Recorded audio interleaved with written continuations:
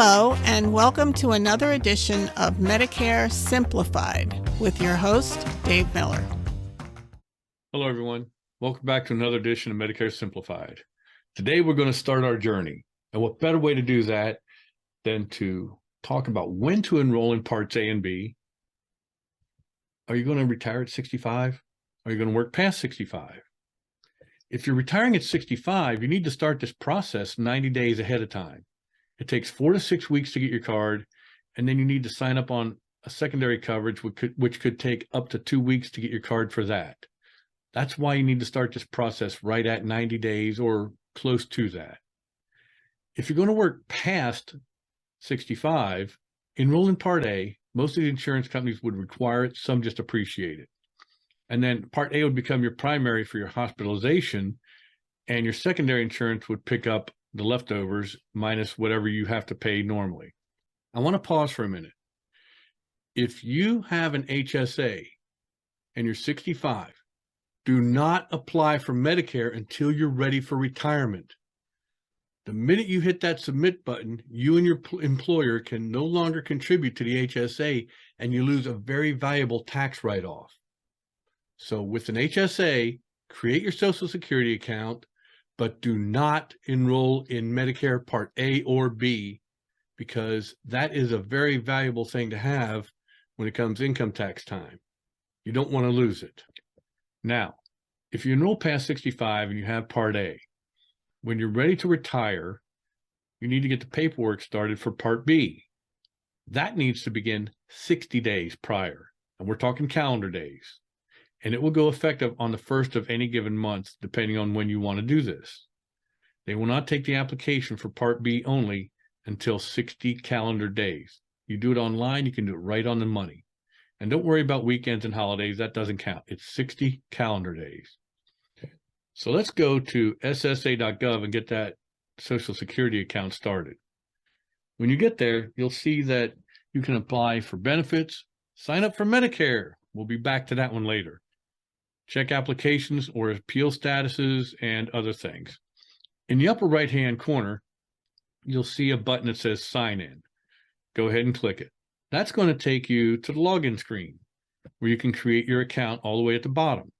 Now, if you have a login.gov ID already, or if you're military first responder and you have a ID.me account, you don't need to worry about creating a Social Security account because you can log in with either one of these since they already have your identity verified and they know who you are. But if you don't have either of these, go to the bottom and click Create an Account. That's going to take you to login.gov. Here is where you start creating your account. Enter your email address and your language of preference. Go down and click the little box where it said, I read and accept the login.gov rules of use, and hit submit. In a few minutes, you'll get an email from login.gov to confirm your email address. There'll be a link there. Go ahead and click that link. It will expire in 24 hours, and then you'll have to start this over again. So go ahead and click it now. Here is where you'll create a strong password. You'll need 12 characters, letters and numbers, and watch your capitalization. I suggest writing it down on paper and then typing it in and keeping that paper in a safe place. A couple of years ago, I had a client that had a Social Security account, but he lost his password and he was trying to sign up for Part B. I went down to help him out. We pulled our hair out for about 20 minutes trying to figure this out, trying to reset the password. And finally, we wound up calling Social Security Department. And you all know what happens then. You sit on hold for about 5, 10, 30 minutes, and then finally someone gets on the phone. And the process to recover your password that way is pretty easy. They just ask you a few questions to verify your identity, and then they're going to put it in the mail to you. Now, if you're trying to get Part B, you only have 60 days to do this. We've already wasted one day. It took 10 days to get that letter. Now we're down to 49 days. And he reset his password. He applied for Part B. It took 6 weeks, 42 days. We're hurting. I went down there immediately, got him on a plan, did all the paperwork, he got his card 2 days after he applied with me for his Medicare secondary coverage. That was close, folks. That's why if you're worked past 65 and you're going for your Part B, make sure you have that password in a safe place so you don't wind up like this person did. And you'll have it in no time. It'll be a walk in the park. Let's go back to SSA.gov. And now you want to click the button that says sign up for Medicare. When you do that, you'll come up to a screen that says start an application. Go ahead and click it. Now, this whole process will take anywhere from 10 to 30 minutes, depending on how computer savvy you are and how slow your internet is. So you can start a new application. And if you don't have time to finish it, don't worry. It'll save your progress. You can come back to this screen later and pick up where you left off. And then you just go through the motions of approving you are applying for yourself. And then it'll ask you a few more questions and it'll help you set up your account. And if you notice, it does say, do you have a Social Security account? That's why it's imperative we make that account now so that when we want to sign up for Medicare, we're golden. Now, some things to look at. If you're going to sign up for Part A and B and continue working, remember, Part B comes with a premium. You got to decide how you're going to pay for that. And the government's going to want their money. So what happens is you're not getting your Social Security benefits yet. You're going to have to pay for that out of your checking account, and they're going to take 3 months premium every quarter. So based on your premium, that's going to be a good chunk of change, and you want to make sure you're financially ready for that. If you're going to draw your benefits and you have Part A and B, they'll take the money right out of your Social Security check with no questions asked, and they won't even charge you a convenience fee. Isn't that nice of them? Because you know they're going to want that money. Now, you also want to make sure that you have a letter of creditable coverage.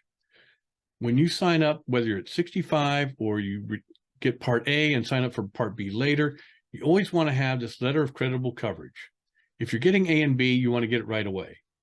If you're just getting Part A, hold off on it until you get Part B. That's when you're going to need it. Because if you don't sign up for Part A and B at the same time, and then you sign up for Part B later, they're going to want to make sure you had coverage when you were eligible for it. Because the time you were eligible to the time you sign up, if you didn't have anything, you're going to get a Part B and a Part D late enrollment penalty. And those are lifetime. And they're no joke. And you're not going to be able to get out of it. So when you sign up for A and B, get the letter. If you sign up for A today, 2-3 years later, you sign up for Part B, get that letter. And if your benefits department doesn't know what that is or they don't have one, feel free to go to my website and download it right there. And you take that into them, they'll be more than happy to help you fill it out. They have all the information and you're set to go. You may need that letter regardless of when you sign up, because sometimes the carrier that you sign up for your secondary coverage may ask for that.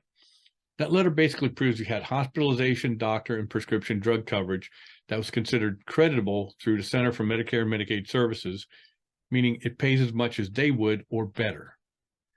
Again, that is a very important document. Once you get it done, I would suggest making a few copies. Never send in the original, always send in a copy, but don't lose it. Like your password for your Social Security account, don't lose it. These are important things. I hope you found this information useful. This has been another edition of Medicare Simplified. I've enjoyed talking with you, and I look forward to speaking with you again soon. Have a great day. If you've enjoyed this podcast and don't want to miss future episodes of Medicare Simplified with me, Dave Miller, please subscribe wherever you get your podcasts. And don't forget to check out my book, Medicare Ready, Set, Go, available on Amazon in paperback and Kindle format. If you're looking for Medicare advice, please reach out to me at dave@mig4u.net or online at mig4u.net.